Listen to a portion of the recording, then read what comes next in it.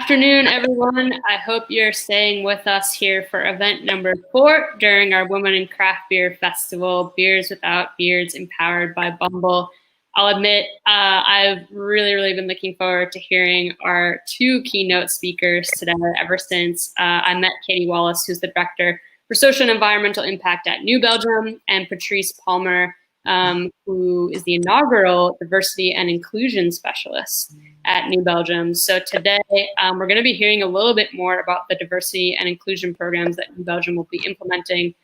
First off, New Belgium, it's one of the OG women-led breweries in the country ever since it was co-founded by Kim Jordan all the way back in 1991. So they've always been at the forefront of really, I think, our entire industry. But second, New Belgium, and many of you may not know this, has really been in the process of developing and implementing these diversity and inclusion programs way before they were really even buzzwords in not only just our industry, but in America as a whole. So Katie has really been at the helm of helping bring these programs to fruition, and we'll go into the details a little bit more about New Belgium's history and journey. And then Patrice, who in addition to being the inaugural Diversity and Inclusion Specialist, is also the Director of Social and Cultural Inclusion at Colorado State University College of Business, will be providing some expert insights on diversity and inclusion best practices in business and how New Belgium is tackling these initiatives within the brewery. So I'm going to get out of here. Katie, I'm going to kick it over to you and Patrice, and I will,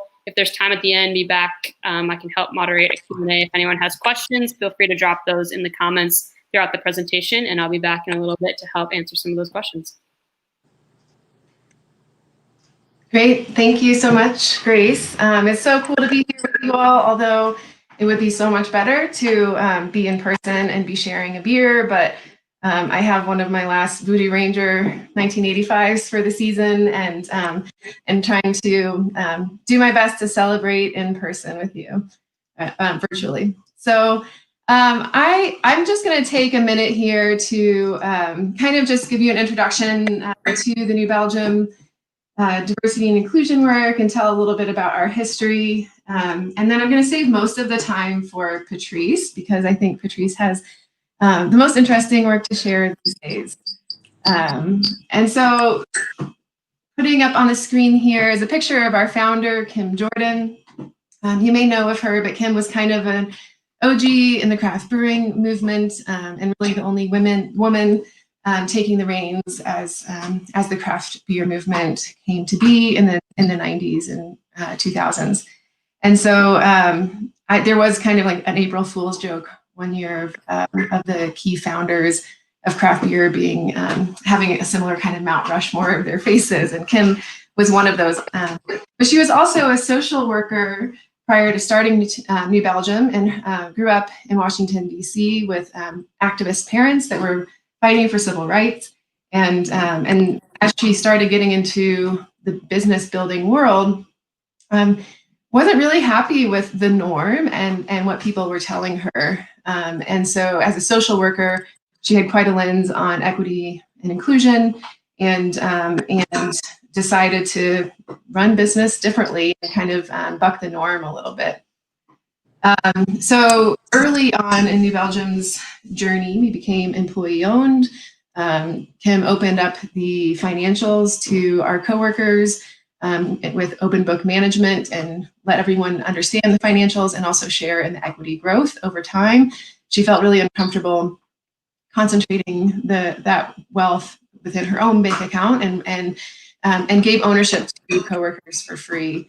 And so, really trying to address equity in the sense of economic equality and fighting the growing wealth gap in the United States.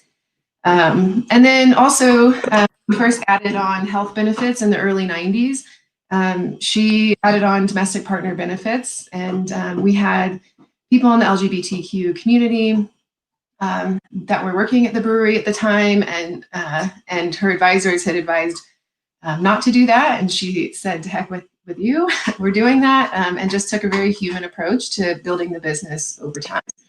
And so that's kind of like a little bit of the background. I think that it's worth saying that while there was a lot of diversity and inclusion around gender and LGBTQ, they're, living in Fort Collins, Colorado, didn't pop up on the radar so much that to be addressing racial equality. It's a pretty homogenous community. We do a lot of giving for community engagement and uplifting parts of the community, but as far as like integrating racial equality and more diversity within our business, that is something that has just been an effort over the last few years. And so our current CEO, Steve Fetchheimer, came to us from the spirits industry. And when he came into our business about 3 years ago, he was shocked by the lack of racial diversity within craft beer. And I had been working on some diversity initiatives as well. I lead up our social and environmental impact team in New Belgium, and I had just gotten into my role in leadership, and we had a recruiter that was really passionate about bringing in a more diverse workforce as well. So we didn't really know where to start exactly, and we wanted to be really thoughtful and thorough with our approach. So we decided to bring on an external advisory council that we've met with twice a year, where we basically bring in a group of beer drinkers across the country that have broad representation and kind of help to advise us on what more we could be doing to take down invisible barriers to entry into the craft beer market. As Patrice will say, and I love their quote, is that it's not enough to welcome people. Craft beer has always been really welcoming, but it's important to create craft beer with everyone in mind. And so really bringing some intentionality to that program was our goal. And through that process, it became clear that we wanted to partner with Patrice, who's working at CSU and doing a lot of incredible diversity and inclusion work and an immense academic experience there, and see how that works when applying it to the business world here. And I will say, before I kick it over to Patrice, that we're really confident that diversity and inclusion programs are not just the right thing to do, whether it comes to pay equity or access to bathrooms and equal benefits across all. We're very passionate about that because it's the right thing to do. But we also have so many examples from the beginning of New Belgium in 1991 where diverse perspectives really add a lot of cool value to the business. Whether that is right now, I will say that Patrice, holding healing circles in our brewery for our leadership team following the George Floyd murder was something that wouldn't have happened before Patrice was here. It was sometimes difficult to know how to talk about that and host a conversation in the group, but Patrice's confidence and perseverance on wanting to host something like that ended up being something that hundreds of our coworkers attended and all of our leadership team got to go through. And something that wouldn't have happened without Patrice here. And for example, we also have this neurodiverse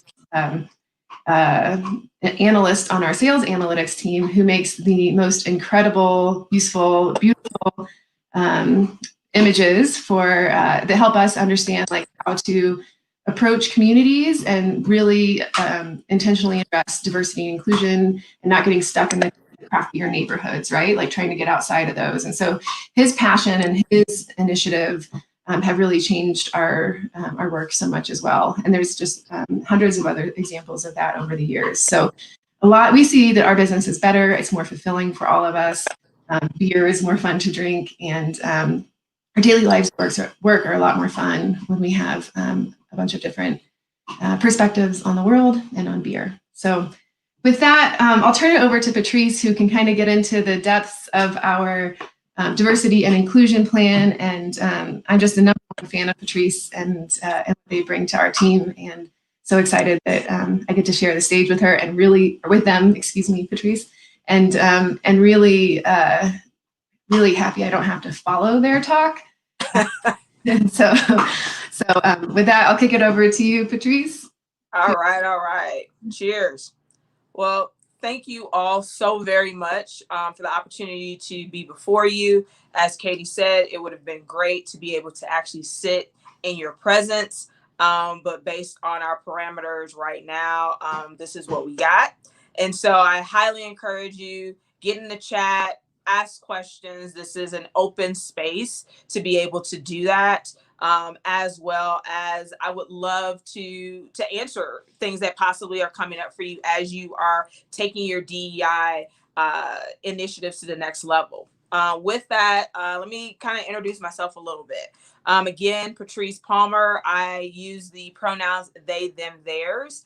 I have been in Colorado, Fort Collins, Colorado, for about 7 years with my partner. We came as kind of a dare to each other in the fact that we were living in 2 different states while we were dating. And we said that if our relationship ever blossomed, we would go to the state that we both had to change flights in order to start our lives together. I didn't want to move into her life, and she didn't want to have to move into mine. So we made a life in Fort Collins, and that life has been grand, being here for now 7 years. And so coming into Fort Collins, I specifically came to work for Colorado State University, where I worked in housing.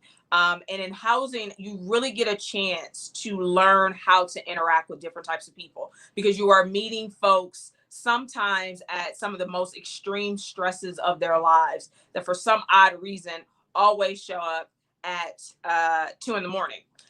So I had a really great time of being able to learn how to interact with different types of folks who came with a plethora of perspectives that a lot of them held as traits coming from home.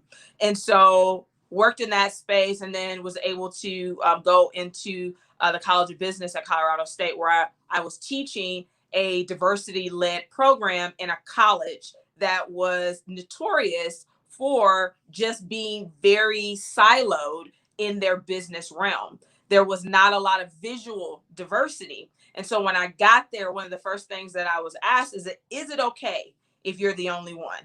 And I laughed because I'm always the only one.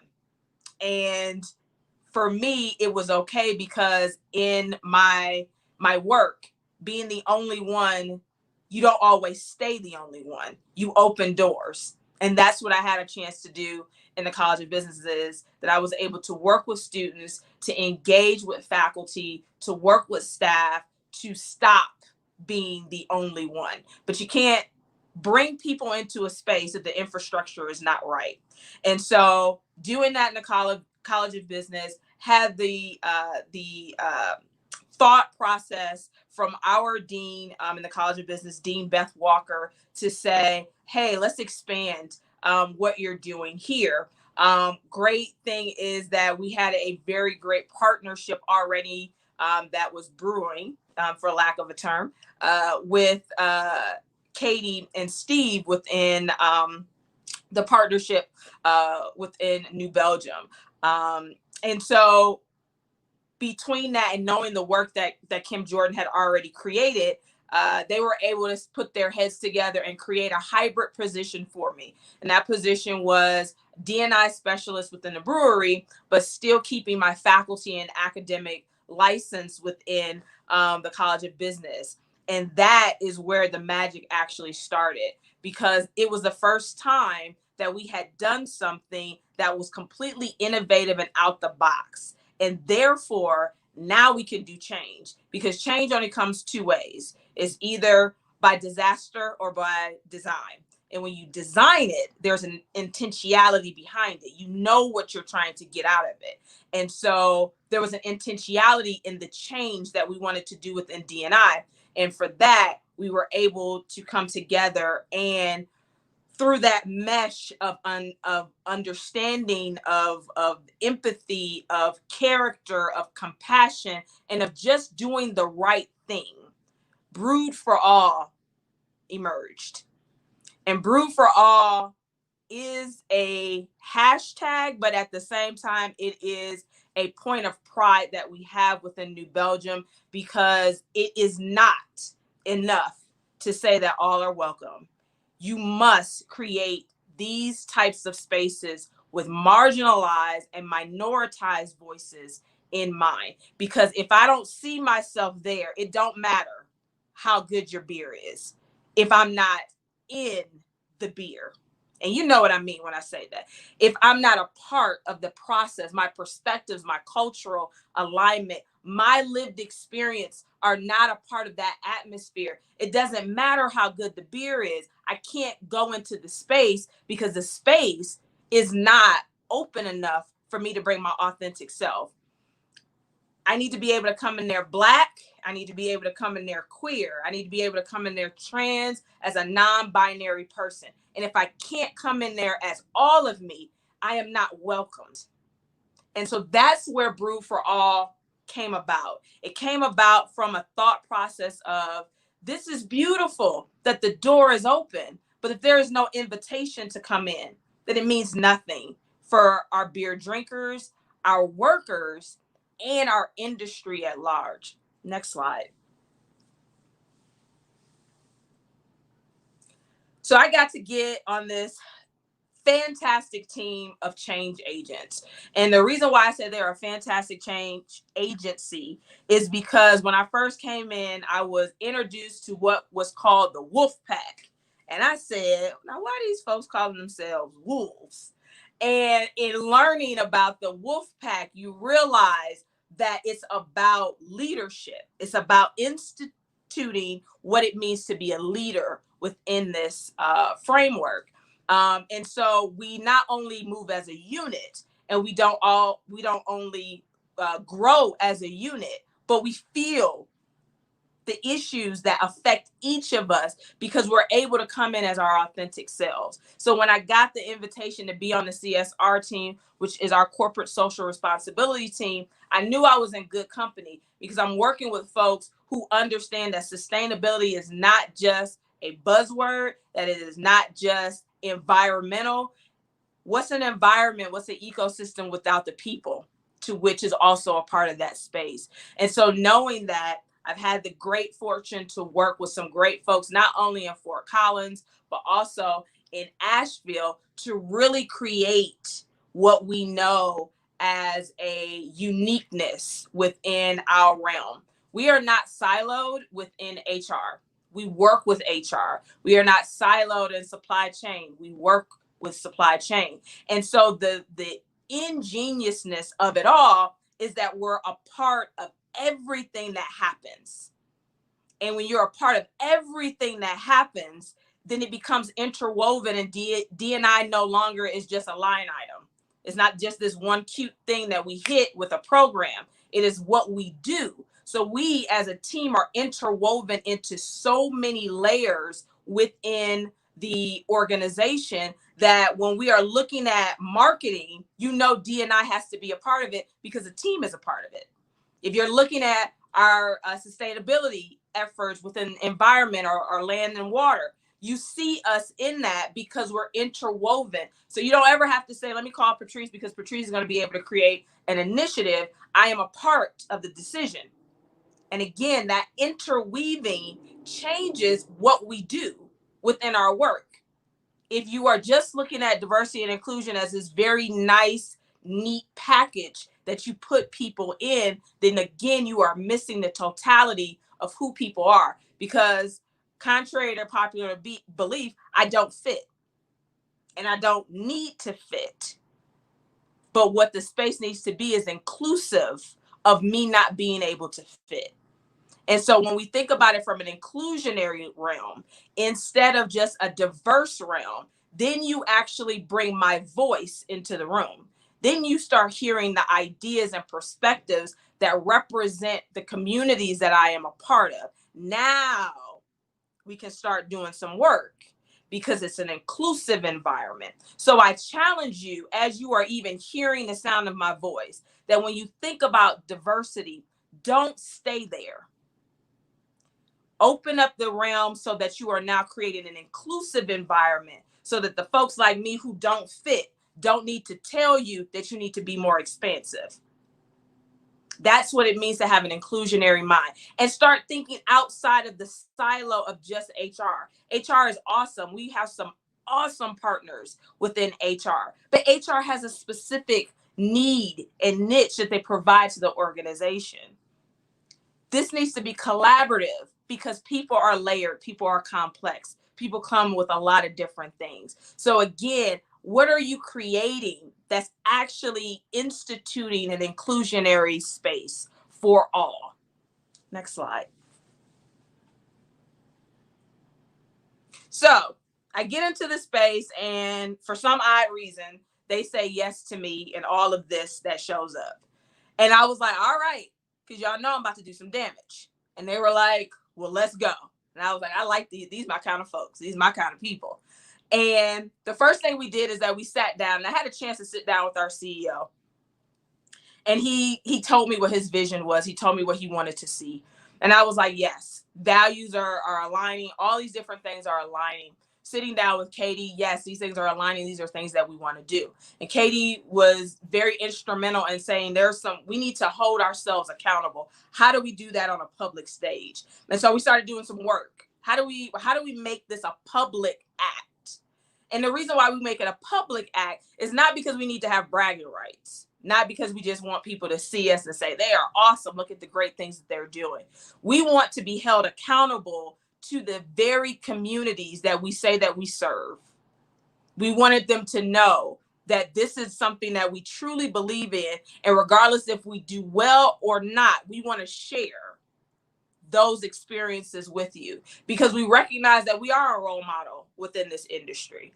And what we do for a lot of other smaller folks is that they look at some of those things. So we want to be an example. So the first thing we did was we connected with PricewaterhouseCoopers, and we signed the CEO Action for Diversity and Inclusion Pledge. And what that pledge is really saying is that we as a company are going to make workplaces a trusting, complex, and a arena for difficult conversations around diversity and inclusion. We are going to take up the charge that diversity and inclusion is something that we need to be a part of. And this is how we're doing it, by saying openly and honestly that we want to create a workplace to do that. We want to implement and expand what we already are doing well and find out where those gaps are. And we're going to talk a little bit about some of the processes that we took to get to those things. And we want to make sure that we are sharing our best. And I want to be very clear about this. Unsuccessful practice. Unsuccessful practice. Everybody is good on showing what they do well. Look at Instagram. People will live their best life in picture form. So you will look and say they're making money, they're in love, everything is rosy, but you don't know what they got to go through when the camera goes off. People don't show when they fall. They don't show when they mess up. They don't show when they step in it. But we said we're going to share what we have done very well. But we also going to show you where we messed up, because if we cannot be honest, then we cannot create a workplace that is actually trusting. Because in order for you to trust me, I got to be honest with who I am to you. This is a give and take relationship. We are actually in a relationship with our coworkers, that what we provide for them is something that they are going to be able to invest in us as we invest in them. So we wanted to be able to show that. And we wanted to be able to create and share with our industry those strategic, inclusionary, and diversity plans that have not only come out of what we know to be right, but it's come from the voices of the people that we said that we want to serve. So our community, we have a very strong and are strengthening our community impacts within just where we are based, both in Fort Collins and Asheville, North Carolina. Because again, if your community don't trust you, then you can't make a workplace, again, that is trustworthy. So that was just one of the things that we decided to do. And from what we got from our coworkers, what we got from our external advisors, the thought process that I was able to bring in with having 15 years of experience doing diversity, equity, and inclusion in organizations, we were able to have this awesome epiphany, if you will, around we need an affinity group. And we created Pride at MBB. Pride at MBB is definitely a labor of love. It is about being brewed for all and recognizing how if we are not being, again, able to create a space where my pride in who I am, not just in my LGBTQIA plus love of community that I have, but if I can't show up again as Black, if I can't show up as trans, then I can't show up.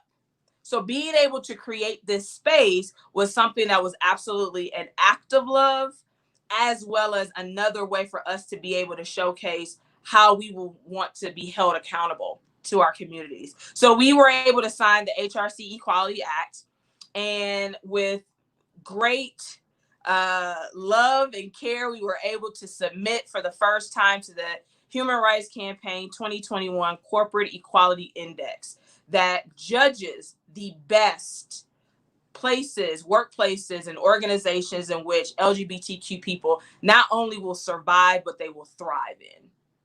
And that was not only an act that was representative of the folks who are in our brewery, but it was also a representative of the allies that love us as well.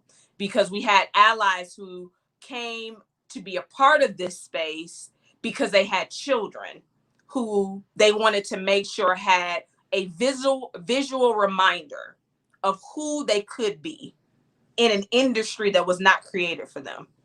So with our Pride at MBB, we were able to create a coworker affinity group. And that coworker affinity group hosts bi-monthly queer sips where we have conversations around what's going on in the world, what's happening where we need allies to step up. How do we need our allies to step up? How do we need our LGBTQ folks to feel included and respected within the space? And we have those types of conversations. This, again, is a volunteer experience. And right now we have 80 plus members. And every time I have a queer sip, which is bi-monthly, I probably get an additional 10 or 20 people that were not on there from the last one. And it's always heavily involved. We bring our beers together, we have good conversation, and we talk about what we can do to do the good work.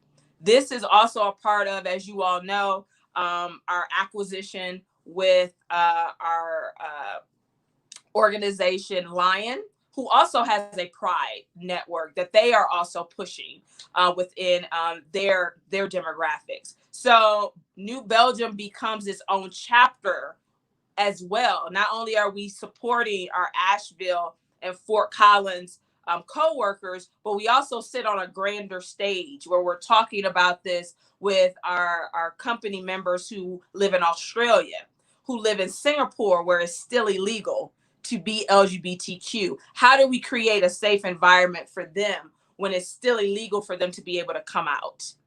These are the things that we get to do to have those types of conversations. And we are also taking into account with what we have learned within Pride at MBB and with our CEO diversity pledge. We are also learning about how we can better hold a council of a recommending body that will help us to ensure that you are able to show up authentically and holistically.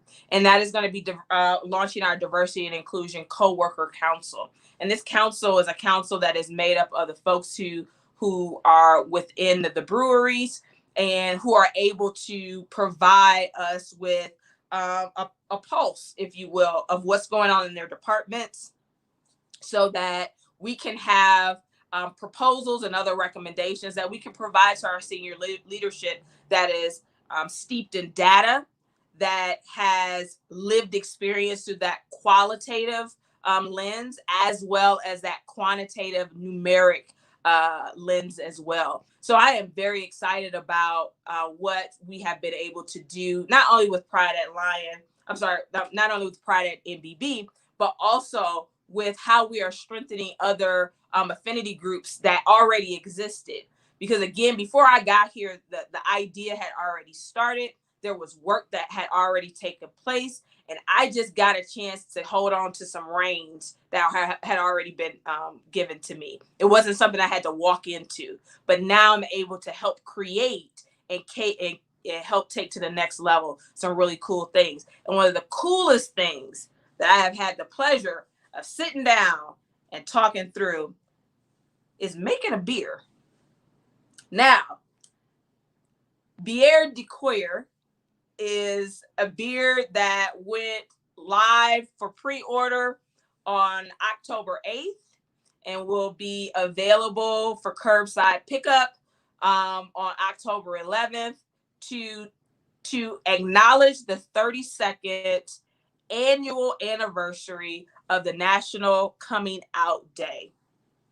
And this was, again, a labor of love to sit down from idea to recipe to canning to now being able to sell this Belgian style purple ale for such a near and dear opportunity, not only for me, but also an opportunity for our communities, both in Fort Collins and Asheville, to come out.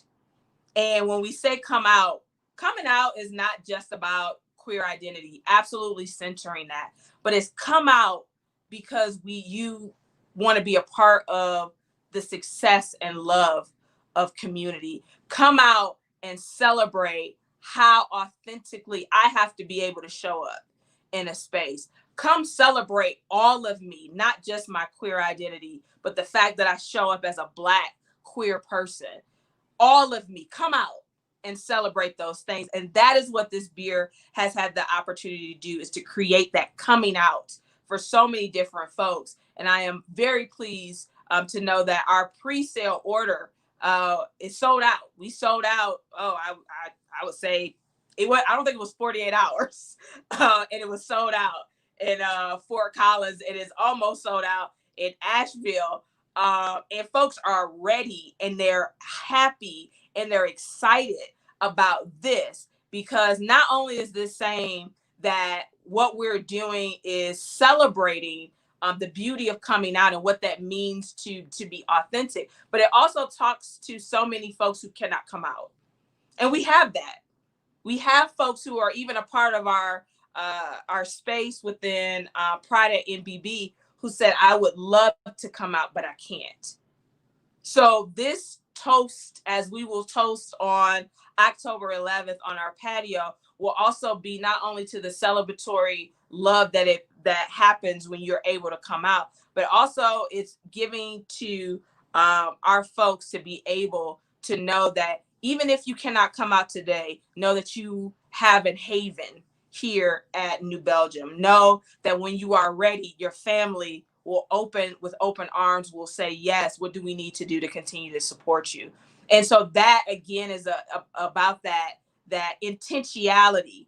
Yeah, when we talk about coming out, typically we're talking about the beauty of coming out and that's it. But we don't talk about the harsh realities that face so many people. And as we said, being a part of the championship of Pride at Lion, there are some of our own coworkers in that space who cannot come out because it is still illegal. So we offer this glass to what we will continue to do to create a space that will ensure that when you are able to, or if you just need to find some type of bravery with us, you can do that.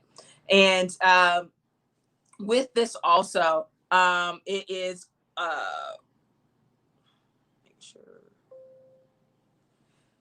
with this also is able to ensure that we're able to give back to our communities. And so we have two charities that $1 per can that is sold will go to Colorado State University's Pride Resource Center and all the needs that come with being a college student who may be coming out for the first time. There is still a pandemic going on. So there are folks who are in need within Colorado State University, particularly within our Pride Resource Center. And so being able to provide that space is awesome, but also being able to provide for Blue Ridge Pride in Asheville is something that we're also extremely happy to do. So again, when we create these things, there's an intentionality of not just ensuring that we make world-class beer, but it it is going to be enjoyed by everyone. Next slide. So, as I told you, we created some things particularly in mind when we were thinking about these projects. And the first thing I wanted to do was to get some data on it, outside of kind of word of mouth, outside of what we kind of already know. And so we were able to begin our gap analysis. And that gap analysis was twofold, both coworker and customer. And it is happening at the same time. So with our coworkers, that was implementing mandatory D&I training that actually brought folks to an equal level. We were creating equity by creating the D&I trainings. The D&I trainings were not created just because we needed to make sure that we checked off a box. We needed everybody to know why we're talking the way we're talking. We needed to set ground rules on what words and things that we're using. One of the funniest things I got when I first got to New Belgium is I got stopped by a coworker in the hallway, and they said, "Hey, you're the new D&I person." I said, "Yeah, absolutely." They said, "Well, where's the other one?" I said, "I'm sorry, what are you talking about?" "Well, they said we hired they or them, or who are the other people?" And I said, "Oh no, I'm they." And they had this kind of bewildered look, like, what does that mean? So being able to create that conversation of, when you see pronouns, this is what it means. When you see the words around identity and culture, what does that mean in this context for what we do, what our work is? So that's what the D&I trainings really did. It was meeting our folks where they are, and then being able to open up a gateway so that they now are writing themselves within our D&I strategy. And so again, if you're looking at best practice, put your folks in as a part of the strategy. Don't tell them what the strategy is. Create a strategy with them in mind. That's one of the things that we were able to do with our D&I trainings. The next one was creating those coworker resource groups, as well as those affinity groups, strengthening the affinity groups that we already had by creating some tangible goals and objectives for them, so they knew how to navigate this in a way that felt authentic. It didn't feel like I'm going to another job because I joined this employee group or affinity group. It felt like I was creating my community, and I knew who my community was. And so that was one of the things that we were able to do. And then again, putting ourselves out there and creating those, getting those third-party certifications, and finding out what are other things that we need to do so that we are engaging at every level of what this needs to be for our D&I strategy. Same thing with our customers. That gap analysis is showing us what local markets do we need to be strategically looking at. What are we historically been ignoring without even knowing? And as Katie mentioned, we have a neurodivergent coworker who is, this person is phenomenal. I cannot speak their praises higher because of the perspective that they bring to the space. And even as someone who does this work and continues to do this work, I have to own my own bias, because there were times where I was like, hey, why and how? And being able to own that and being able to see the beauty that happens when you actually include folks, that person has absolutely taken us to a different level of being able to see more clearly in a picturesque form that we couldn't write. We were trying to write it out, but they were able to take it and create it in a picture that now we're able to do some really cool things with. The next was going in and talking with our communities and engaging with our communities more holistically. We know, and as Katie kind of brought up, there is a wealth gap, and that wealth gap is continuously perpetuated by race inequity, by gender inequity, and by other inequities that arise because of inequalities that show up through identity.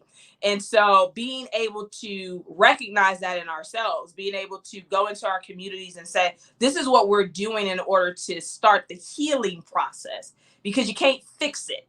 We can't go in there with a fix it mentality. That's one of the reasons why when things were happening with all over the country with social uprisings all over the world, honestly.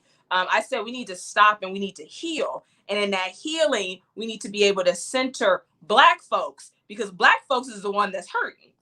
And so with that centering, we were able to open up this gateway where we had so many of our allies who said, thank you for allowing me to come into this space and share with you, because now I know what I can do better to be an ally.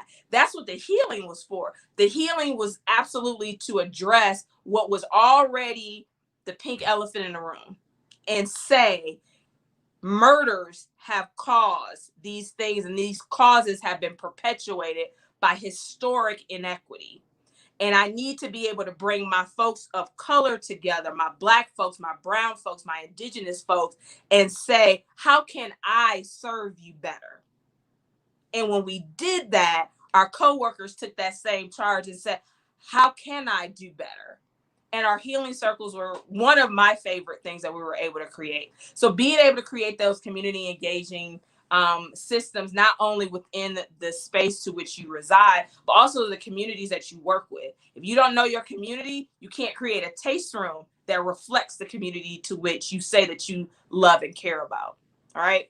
And then we are still creating that advisory board, because there's an intentionality around it, right? There is this need to ensure that there are so many different types of voices at the table, but those voices have a commonality of upliftment of our industry as a whole and not individually. Yeah, there's going to be some individuality within there, but we absolutely have to come in with a collectivist mindset of how do we move us forward? What can we do that's going to best bring us to a different realm?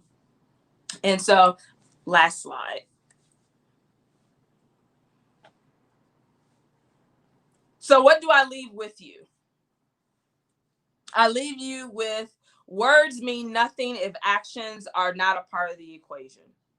It is beautiful that we have these prolific orations of what we want to do.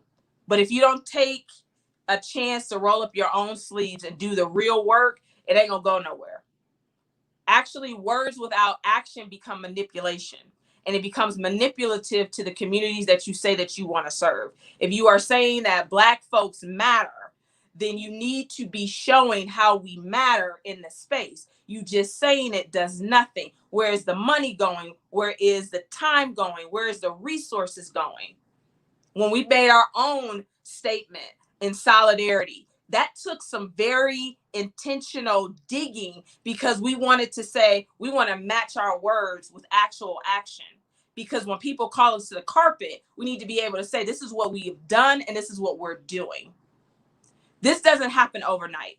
D&I is not a strategy that happens overnight. It has to be intentionally interwoven into who you are as a value-driven organization, as a mission-ready space. If your words are empty, then it does not matter how good your beer is. It does not matter that you got one side of the diversity house rolling, if inclusion is not really what you're going for. If you want to open the room just so that more people can come to the table, you got to remember, who owns the table? Who owns the table? Let's get rid of the table. Because when you have an inclusive environment, there's no table that creates a barrier. It's us coming together, actually having perspectives and realizing that there is equity in that. Equity in our collective voices, not just in white folks bringing us to the table, not just in men bringing you to the table, not just in cisgender people bringing us to the table. But when we walk into the room and there's a room that is open and there is an inclusionary strategy that is something that everybody wants to take part in, that's when we know that we're actually putting our action and our words together. So I leave you with thankfulness, of gratefulness, of love and compassion. I challenge you with my own 3 C's to be compassionate in what you do. Don't just think of how it hurts you, but think of how we can make this better by centering the voices of those who are being historically impacted. I ask you to think through and use competence in what you do, be educated in how you do things, learn, continue to learn, never stop learning, because things change every day. And if you are not a part of the intentional design of change, then it will have disastrous results. And lastly, be committed to who you are, what you do, and what your brand is, because action without words is manipulation. And we have no more time for that. Cheers, and thank you all.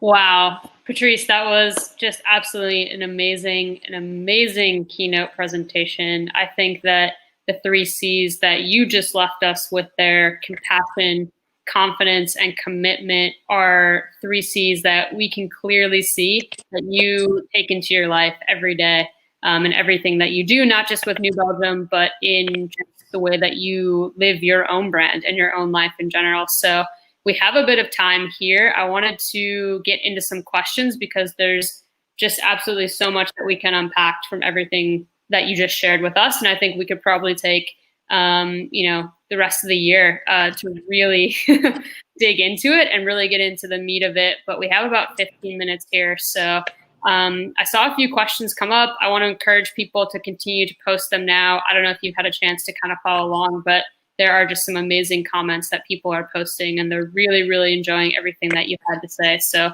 one of the first ones that I wanted to get into, it's amazing to see that you guys created Beer Decoyer. I didn't know about that. Totally new. I think one of the great powers of beer is that it has this kind of reach and impact to really create change. And we can do that through the liquid that's in the can. But some of, I think my fears with things like beers that benefit or have a type of social mission behind them is similar to this question that Ashley asked here.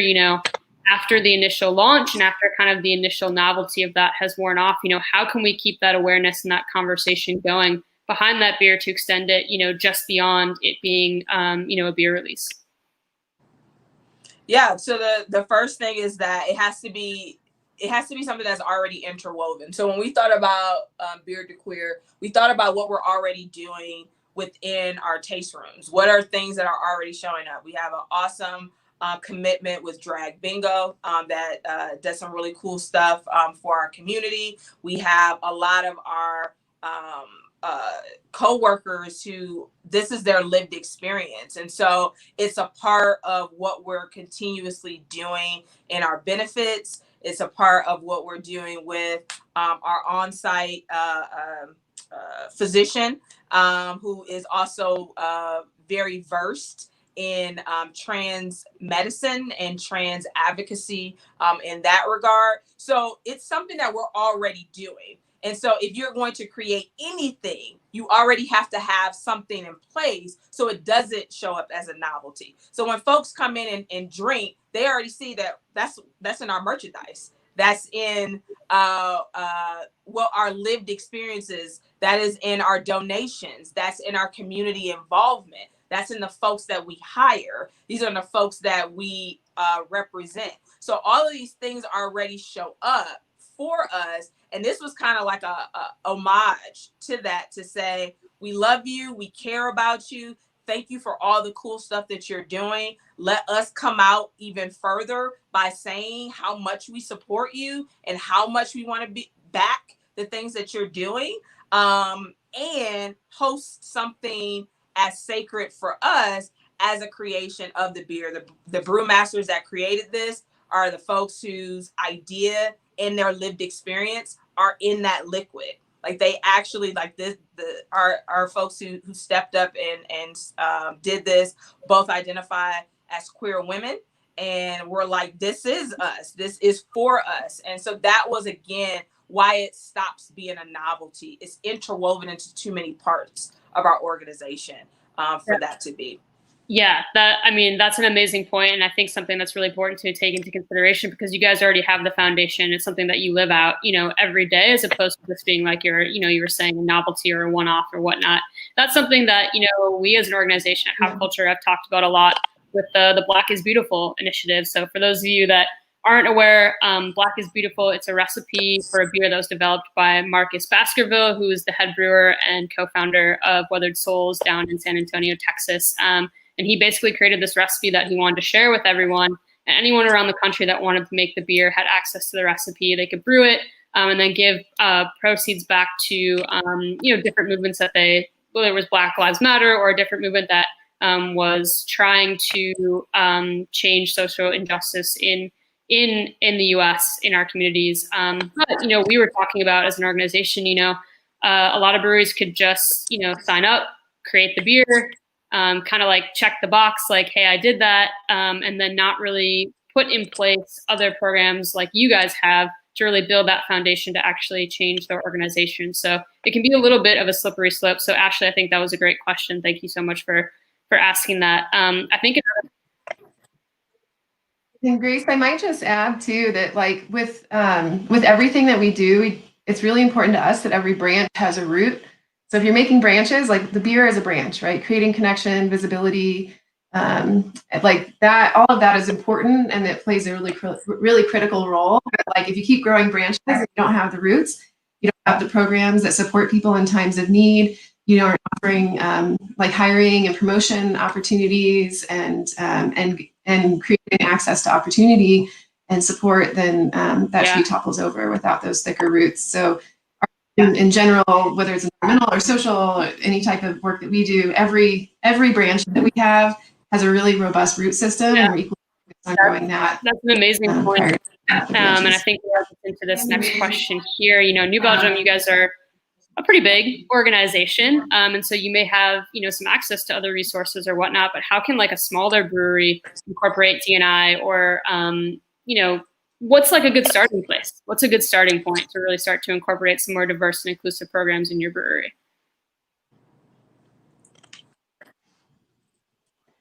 I would recommend Dr. J. So Dr. J is the Diversity and Inclusion Ambassador for the Brewers Association for over 2 years now. She's also been an advisor of ours and really helped to influence and shape our program and of Patrice and our leadership engagement, and just incredibly astute and really fun to have a beer with, but also like really serious and surgical about like where the change needs to happen and exactly how that comes to life. And so Crafted for All is her business name. She is putting out kind of a benchmark for people to reference, and has already, through the Brewers Association, put out guides to starting your own diversity and inclusion program. So I encourage you to go to the Brewers Association website for those free guides, and then also track Crafted for All. And then I would also say that like craft beer is extremely homogenous. Like I wish I could pull up one of Doug's maps for us that Patrice was referencing, that they're like art, but you look in communities across the country and you color overlays for like, where do Black and African Americans live in this community, and where is craft beer being sold? And for craft beer, it's like almost mutually exclusive, which is a big problem. And so that, and again, like it's just the way it happened while being welcoming, but it wasn't created with everyone in mind, right? And so that we need to take some real steps forward. I will also mention that because it's not very racially diverse, that we are actually a part of a shrinking demographic in the United States, which can be, for someone you need to use a business-minded convincing point with, by 2040, white people will no longer be a majority in the United States. So if you're making beer for a dwindling demographic, and also if you look at the economic growth within various communities, a lot of economic growth within communities of color. I mean, that's like a straight business tactic to bring forward to people who need to be engaged if they need that piece.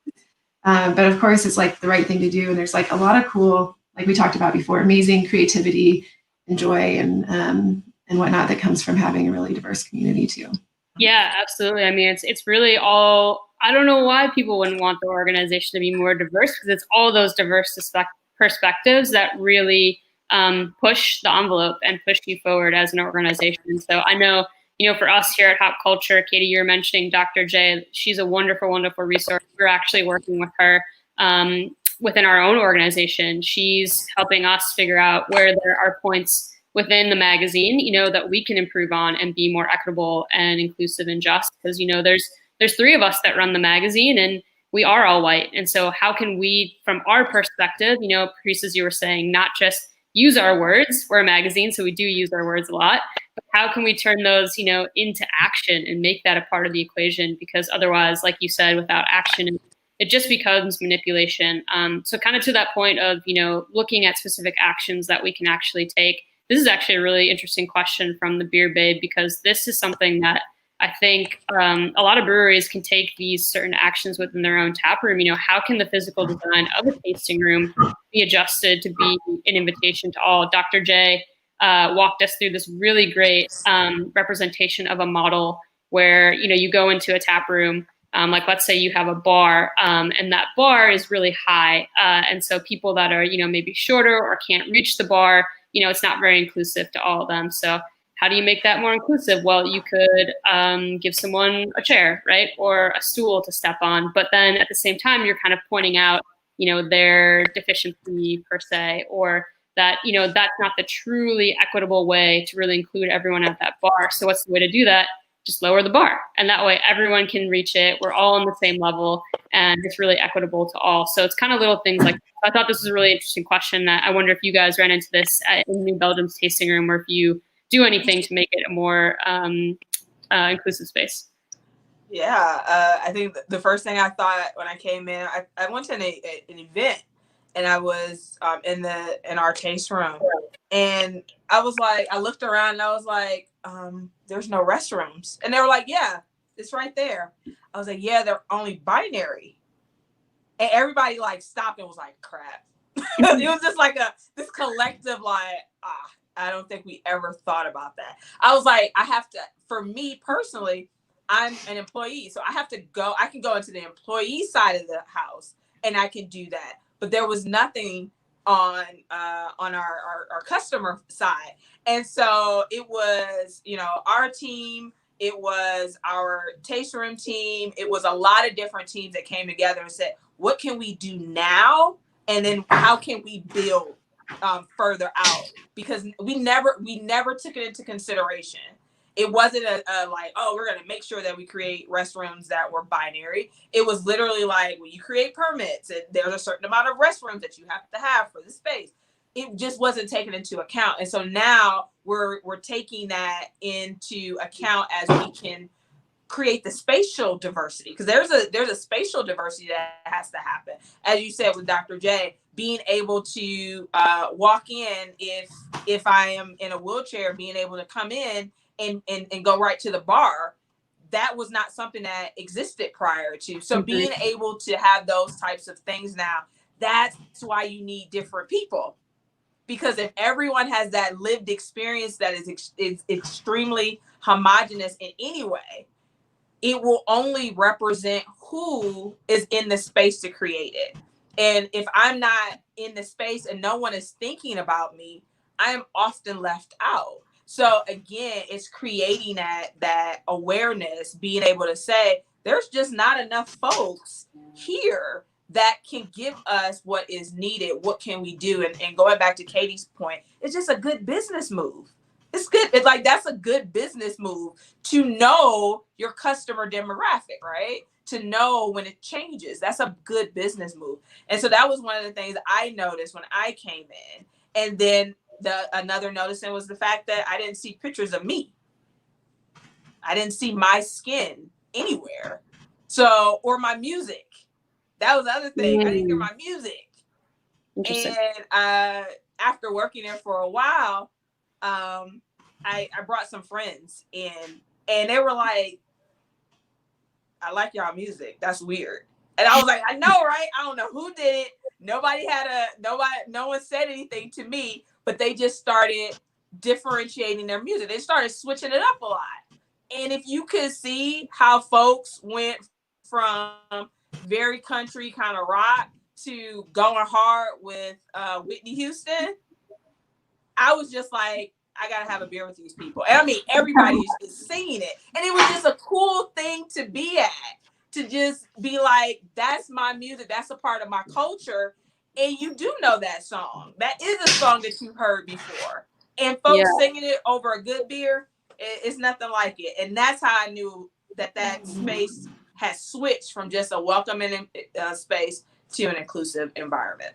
Wow, that's such a small consideration that I've never taken into account before, but that has such a huge impact. What you're saying about the bathrooms, I mean, that really resonates with me because, you know, I've had my own experiences. Obviously, I'm cisgendered and I identify as female, but I look very male. And so I've had a lot of experiences where I feel uncomfortable going into a women's bathroom. I've had people actually tell me to leave because they think that my gender does not identify with the symbol of a woman on the door.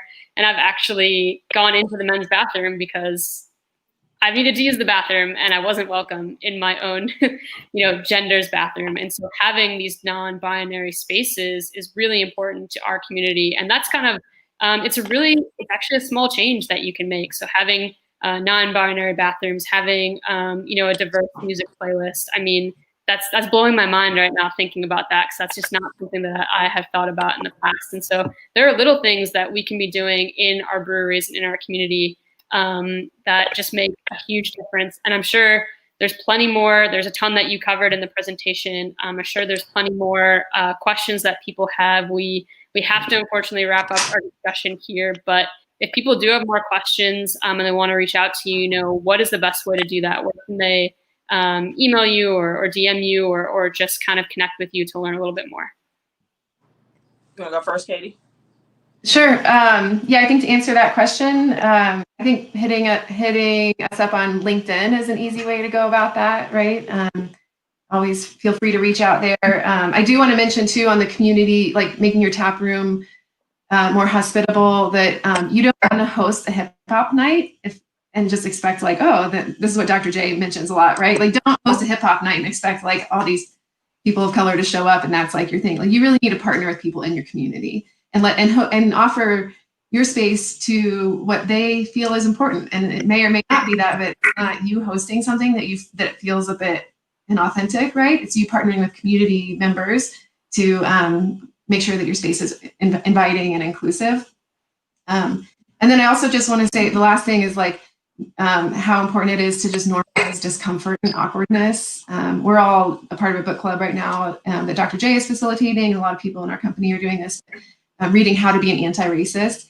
And one of the things I love about Ibram Kendi's presentation of the material is that he's like, I'm racist too. Like we're all participating in this system. There you go, Patrice.